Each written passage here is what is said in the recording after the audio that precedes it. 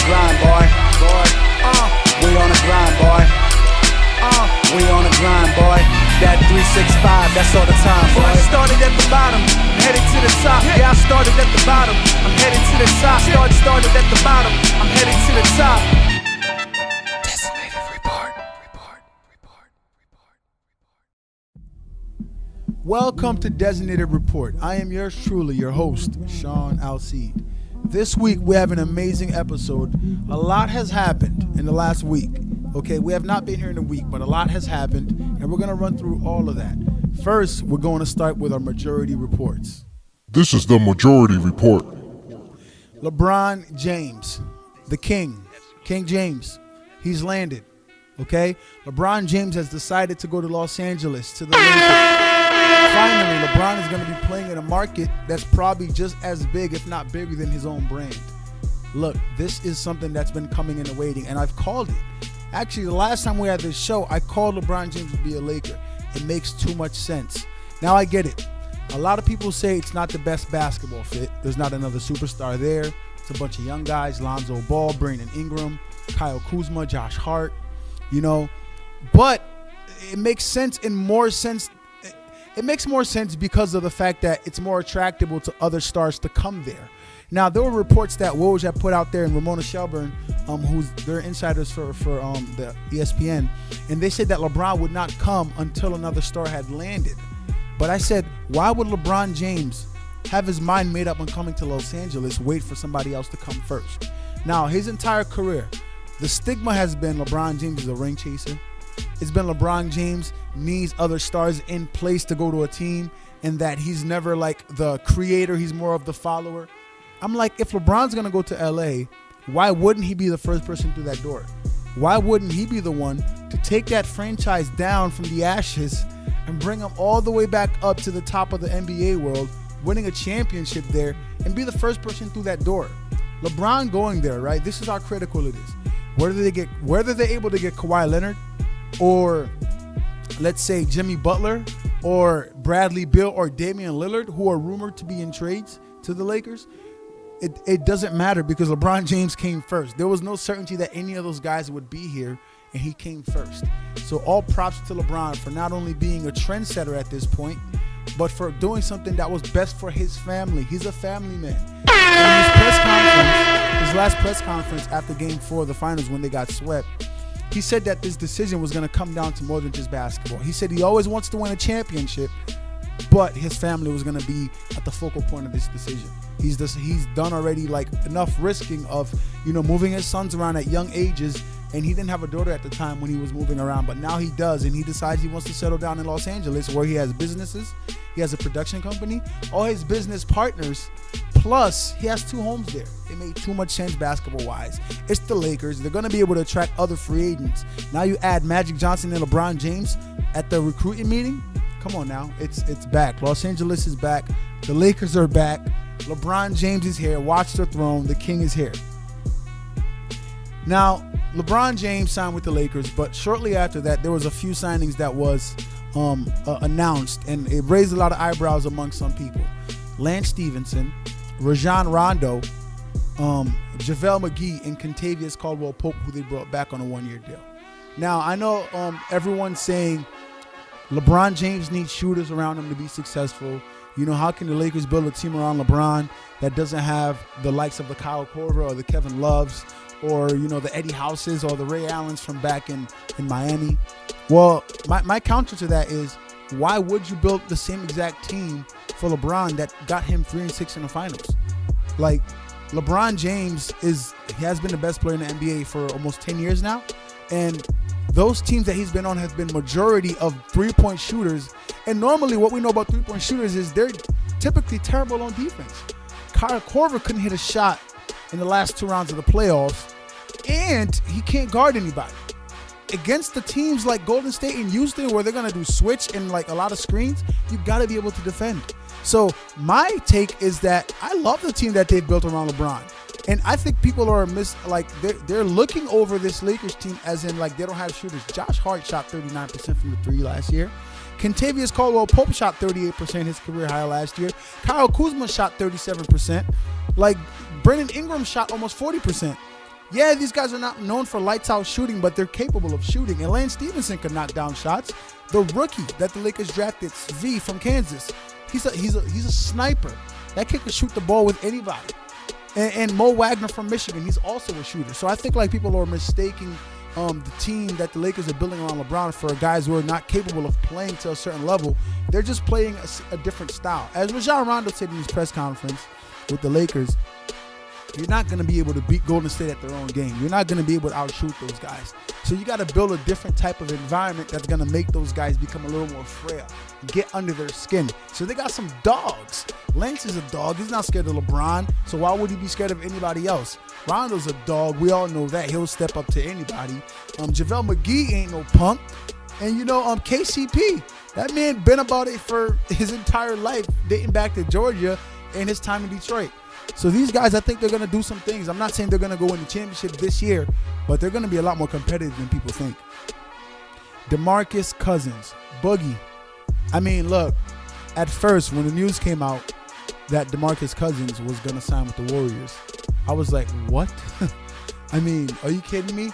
Like, the rich get richer. That's what I thought. The rich get richer. Like a friend of mine, Danny, said, it's like the president of the United States right now winning the lottery. It's meaningless. It's pointless. Another great player added to a great roster who absolutely has no need for that player. To me, it's like, okay, DeMarcus did what was best for him. Respect. But Golden State, like, what do you guys want? What are you trying to do with the league? Like, what are you doing? It's just it's not interesting to see them sign Cousins and then they go on Instagram and Twitter and they're like trolling, they're being fun, they're making jokes about it, like, haha, we won up to you. Like, dude, no, you won up to everyone when you got Kevin Durant. You didn't need any of these signings you did the last couple of years. You didn't need David West. You didn't need Zaza. You didn't need JaVale McGee. When you got Kevin Durant with Clay, Draymond, and Steph, it was over. So it's like, come on, man. It's the NBA is losing its competitive edge, not even on the basketball court, but the fact that these guys are finding so much delight in like just hopping teams and going to another team that's made already. Like this next chip right here, I've said the last 2 years, even though people have knocked the Warriors, they've earned it. Like they did what they had to do to win the championship. But these next 2 rings, I'm not sure about that one. It's becoming a little too easy peasy for me. Kevin Knox. Now this rookie was the rookie that they got that got booed on draft night by the Knicks fans. And Kevin Knox, since Summer League has started, has been on a tear. He's actually second in Summer League and averaging 20.5 points per game. He looks way more athletic than I thought he was. And he looks like he's a real player. Like he looks like he embraces the role and grit of playing in New York City and having to bring it every night, or you're going to get booed out the gym. So I love the edge that Kevin Knox carries. And I think it kind of reminds me of the Kristaps Porzingis kind of situation when he was drafted, and the little fan, the young boy who had the Knicks jersey, was crying and like he was distraught that the Knicks drafted some European guy that we've never heard of. And now Porzingis is one of the best players in the NBA. I think Kevin Knox has a lot of that in him. I think he embraced getting booed on draft night in New York City, and I think he's going to take that and he's going to use it as a chip on his shoulder to further himself in his career. Jimmy Butler and Kyrie Irving reportedly want to team up together. Now, Kyrie Irving is under contract for 1 more year with the Boston Celtics. Jimmy Butler is under contract for 1 more year with the Minnesota Timberwolves. How will that happen next year? It won't happen in Boston because Boston will not have enough cap room to sign 2 max guys. They could re-sign Kyrie to a max contract, but not Jimmy Butler. Minnesota is not going to have the cap space to sign Butler and Kyrie because they got to take care of Karl Anthony Towns next year, who's going to be a free agent. So where is it going to happen? I'm hearing that New York is a possibility, but the Knicks don't have any money right now. They're still strapped. They're still strapped under Joakim Noah's contract. They still have Courtney Lee under contract for a couple more years. And they have Tim Hardaway, who they gave, $19 million to a couple years ago. So the Knicks are only going to be able to sign 1 guy. And, Steve Mills, the president, has come on record to say that the Knicks are making room now to have flexibility next year to sign 1 max guy. So it's not going to be Jimmy and Kyrie. So that dream is going to have to go unless they can get somebody to get rid of Joakim Noah's contract, and maybe Courtney Lee's in a package to be able to create an extra $35 million in cap space to be able to sign those guys. So guys, that ain't finna happen in the Knicks. Whatever y'all got planning, y'all better just figure it out, get your bag, get your money, and keep it moving. Now the MLB Home Run Derby. this has been an event that I have not watched for the last few years.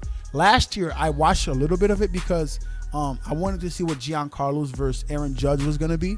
And it was amazing. They put on a show. I think they broke records for like total combined home runs or something like that. Now, this year's home run derby is next Monday, a week from today. And Aaron Judge nor Giancarlo Stanton is going to be participating. What are we watching? Like the All-Star, festivities in baseball is probably the most competitive, considering like they had been playing for something, but now it's like meaningless again. Like they don't play; they just play for like money. But like we are not going to watch the home run. I'm not going to watch the home run derby because I'm not interested in watching mediocre home run hitters partake. I may have tuned in if Aaron Judge was going to crush 500-foot home runs or Stanton was going to crush 500-foot home runs. But now I have no real interest in watching it because I don't think it's going to be that much more interesting than it's been the last few years. So I'm not really looking forward to that, but we'll see. My final take here is the NFL's top 100. Now, the NFL's top 100 came out where players vote who's the best 100 players in the league. At number 10, I'm just going to go down through the few notes that I took down for that was notable to me. At number 10 is Aaron Rodgers. 10, Aaron Rodgers. At number 7, we had Odell Beckham. At number 4, we had Julio Jones. At number 2, we had Antonio Brown. And at number 1, we had Tom Brady. Sure, Tom Brady won the MVP last year, even though Carson Wentz should have been the MVP and would have been if he didn't get hurt with 3 games to go. But Tom Brady won the MVP last year. I understand why they say he's number 1. But Aaron Rodgers being number 10, are you kidding me? Aaron Rodgers is the best quarterback that I've ever watched play with my own 2 eyes. That guy's the most talented arm. He has all the tools. He's smart.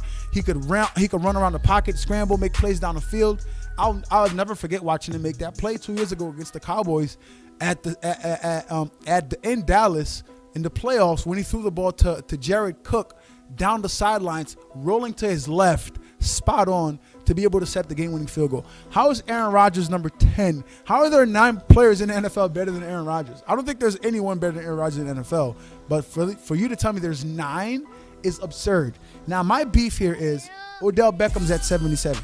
Odell, we all know, missed a lot of time last year because he broke his ankle in week 5 against the Chargers. But Odell in 4 games last year scored 3 touchdowns. 3 in 4 games. Julio Jones was number 4 on this list. And in 16 games, he scored 3 touchdowns. So Julio Jones in a full season scored the same amount of touchdowns as Odell Beckham Jr. did in 4 games. 12 less games. But Odell's ranked 77. Julio Jones is ranked 4. Okay. Moving on. Our next segment, we're going to go and talk about the community, which we promised to do. We promised to talk about more than just sports.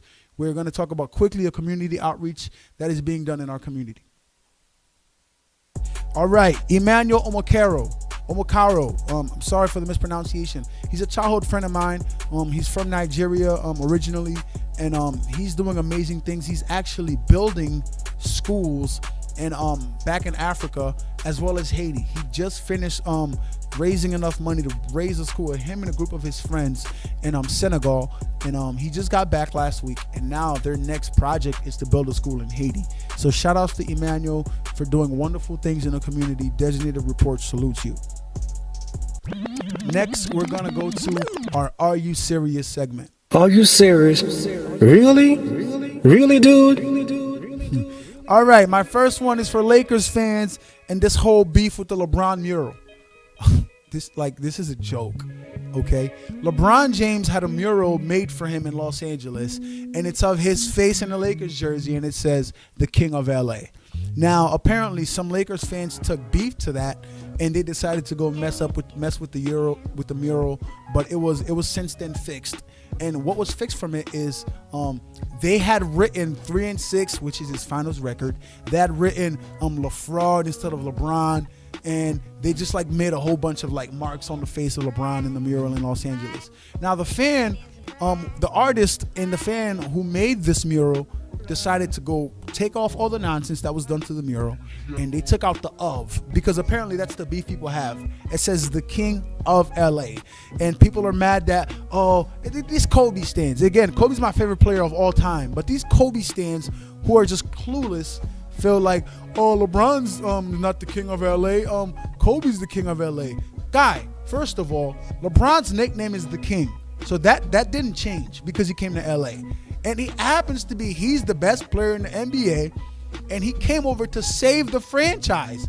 And you guys are mad about a mural? Like the guy, like any other team in the league right now is doing backflips, and they're probably like building statues already of LeBron James if he signed with them.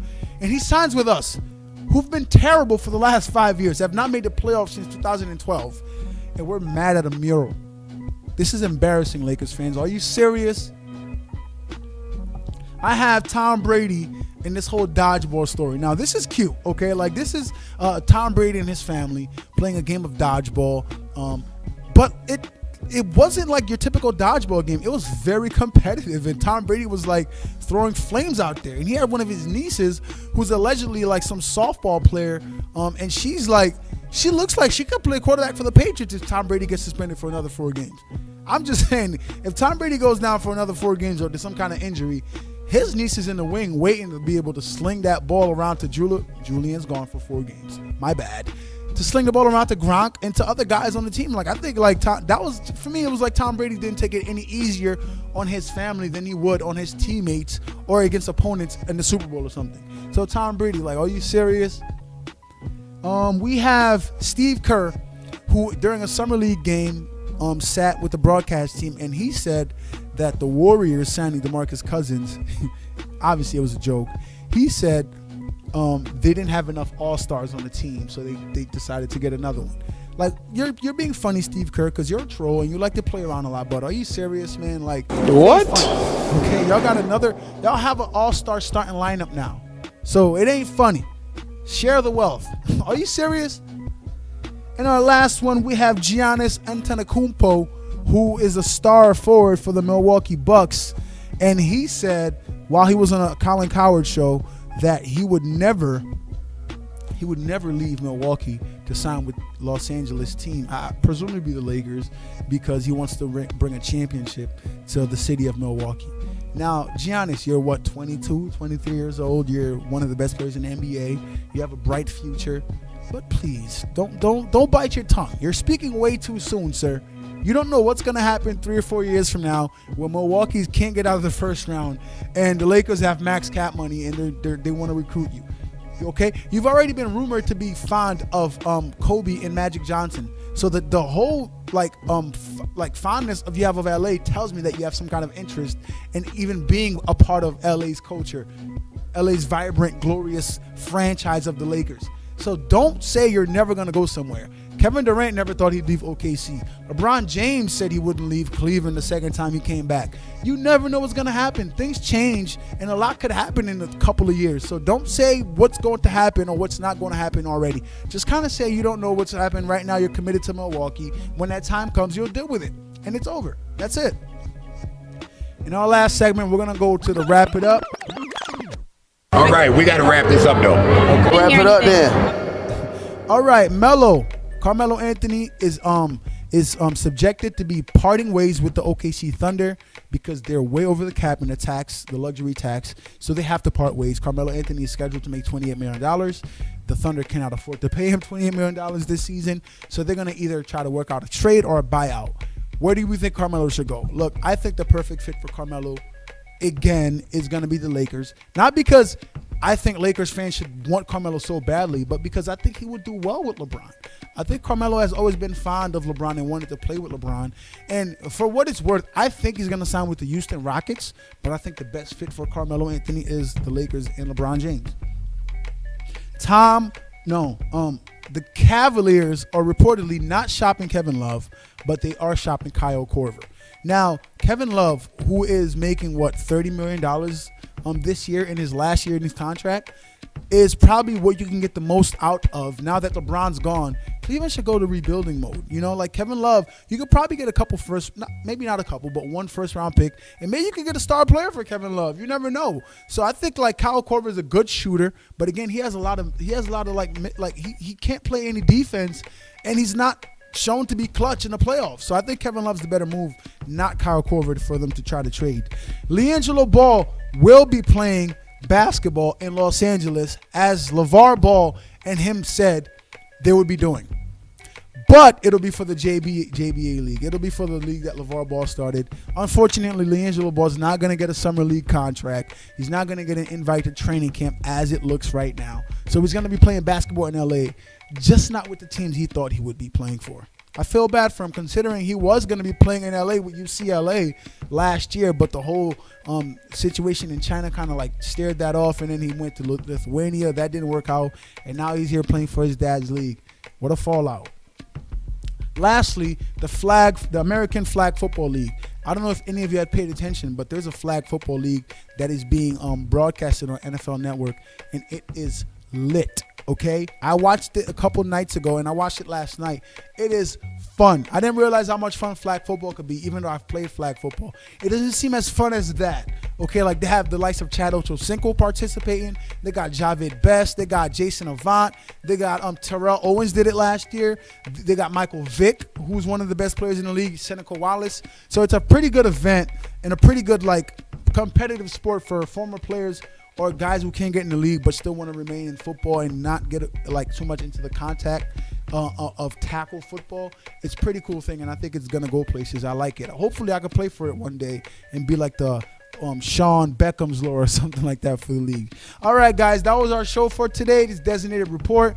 Follow us on YouTube. You could check the videos on New Villa Radio. You can follow me on Instagram at Designated Report, and log on to our website for our latest stories and blogs and videos and podcasts at DesignatedReport.com. That is DesignatedReport.com.